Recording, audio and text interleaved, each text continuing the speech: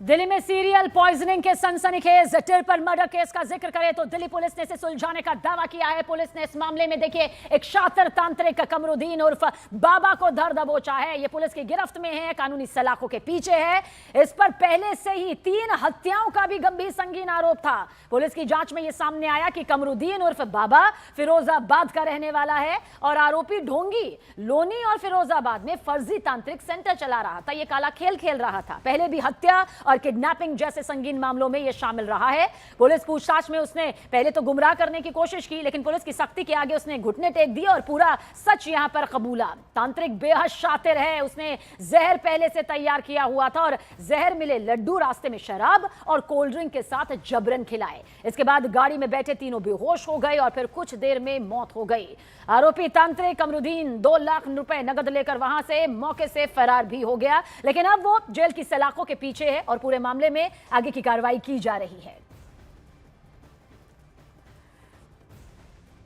दिल्ली के पीरागढ़ी इलाके में कार के अंदर 3 लोगों की मौत का यह मामला। पुलिस की पूरी जांच देखिए अब इसी बाबा के इर्द गिर्द घूम रही है। पुलिस सूत्रों के मुताबिक ट्रिपल डेथ मिस्ट्री में बाबा की बड़ी भूमिका है, लेकिन सवाल यह है कि क्या बाबा पुलिस की गिरफ्त से एक बार फिर बच निकलेगा, क्योंकि पहले भी कई बार वो कानून के शिकंजे से बच निकला है। ये रिपोर्ट आप गौर से देखें।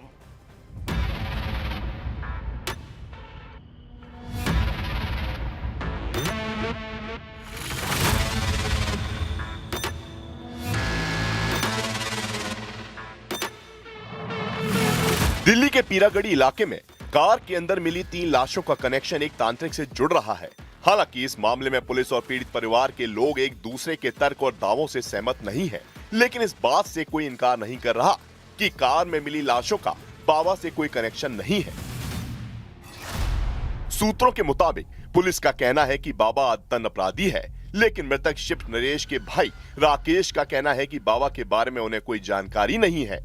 पुलिस का कहना है कि तीनों की मौत से पहले बाबा कार में बैठा हुआ था, लेकिन राकेश का कहना है कि केस को डाइवर्ट करने के लिए बाबा का एंगल घुसाया जा रहा है।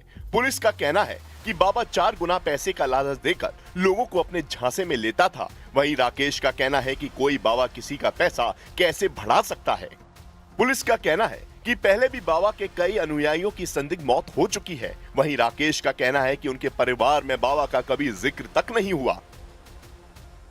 एक तरफ दिल्ली पुलिस बाबा की पूरी कुंडली को खंगालने में जुटी हुई है, तो वहीं दूसरी तरफ मृतक के परिजन इस बात को पूरी तरह से दरकिनार कर देते हैं कि बाबा का इस केस में कोई रोल है, क्योंकि बाबा अचानक इस गाड़ी में आया और उसके बाद वो कहां से इस केस में फिट होता है, इसको लेकर पुलिस जांच कर रही है। मृतक शिव नरेश के भाई राकेश ने न्यूज 18 इंडिया से रहस्यमयी बाबा के बारे में खुलकर बात की और पुलिस पर सीधा आरोप लगाया कि इस डेथ मिस्ट्री में पुलिस बाबा का एंगल जानबूझकर फिट करने की कोशिश कर रही है।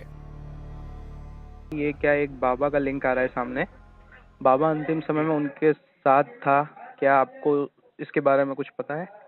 नहीं, इसके बारे में कोई जानकारी नहीं है। क्या कभी किसी बाबा का जिक्र परिवार में हुआ था या आपसे उन्होंने किया हो? नहीं, हम लोगों से ऐसा जिक्र कहीं भी नहीं हुआ है और मेरे हिसाब से जो है खुद का आकलन ये है कि ये केस को डाइवर्ट करने का ये ऐसा किया जा रहा है। वहीं दिल्ली पुलिस के सूत्रों के मुताबिक बाबा की क्राइम कुंडली पुलिस के हाथ लग चुकी है, इसलिए ट्रिपल डेथ मिस्ट्री केस में पुलिस की जांच बाबा के इर्द गिर्द घूम रही है। दिल्ली पुलिस के सूत्रों के मुताबिक बाबा पर पहले भी कई आपराधिक मामले दर्ज हैं। बाबा के कई अनुयायियों की पहले भी संदिग्ध मौत हो चुकी है। बाबा के कई अनुयायी गायब हो चुके हैं। बाबा हमेशा सबूतों के अभाव के चलते कानून की गिरफ्त से छूट जाता है। बाबा लोगों का पैसा 4 गुना करने का ऑफर देता था। घटना के दिन बाबा काफी देर तक उस कार में ही बैठा हुआ था जिसमें 3 लाशें मिली।